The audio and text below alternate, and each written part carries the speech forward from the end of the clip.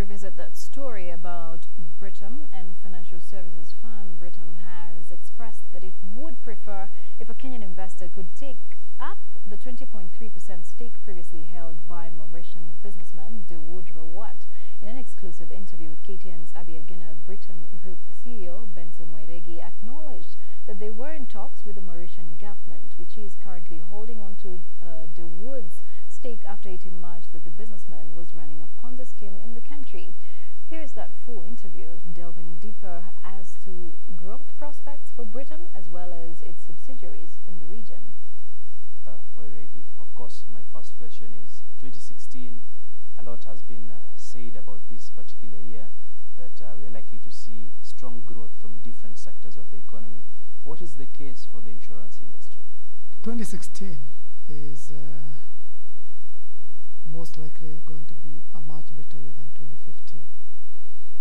The basis of that optimism is we see tourism is picking up, agriculture is picking up, the construction industry is picking up, and although the global environment is not very conducive, there is no doubt in our mind, looking at what is happening in the economy, all those developments that I've talked about, the economy is expected to perform much better than 2015. If the economy is growing, we expect cash flows for businesses to improve.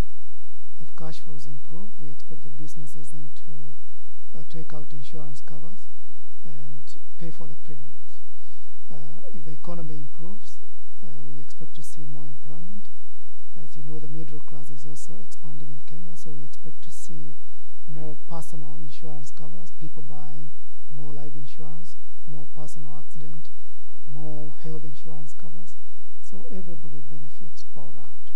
As opposed to when the economy is not growing, the economy is depressed, so people cannot spend. If the economy is growing, really, spending power improves, and therefore people have money in their pockets and they can buy more insurance. We've seen Britam making significant inroads in different countries within the region. What is your outlook for your subsidiaries in 2016? Definitely, and I think you've captured it very well. As everybody knows, because it's been talked about over a long time, the economy is growing, but the penetration ratio for insurance in this market is very low, at between 2.8 and 3%, yes, compared with countries like South Africa, which are enjoying penetration ratios of 14%, and Mauritius 7%, and the like. So, what does this mean for an economy like Kenya's? The competition is heating up. You can see it. Yeah. With the expansion in the economy, in terms of the GDP, 54 billion shillings GDP, the emerging middle class, the manufacturing sector, the agricultural sector, the remittances by the diaspora, all what this means is the economy is doing very well. And the world has noticed that Kenya is a frontier market, an emerging market. What you therefore see is a lot of global insurance players taking an interest in this market. You know them, you've heard them. Alliances of this world, they've already gotten a license. You have Barclays Bank itself acquiring, Fast Assurance. You have Sanlam of South Africa acquiring Fast Assurance or Gateway. What all this means is there's a lot of interest, so competition is heating up. Britam has been around this country for the last 50 years.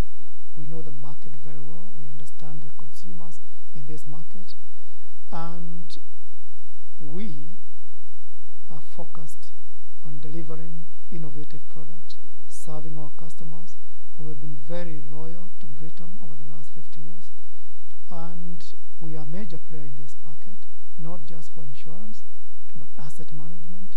We are a diversified financial services group, and our strategy is to grow the business so that we become a significant player, a major player, not just in Kenya, but in all the countries that we are operating in.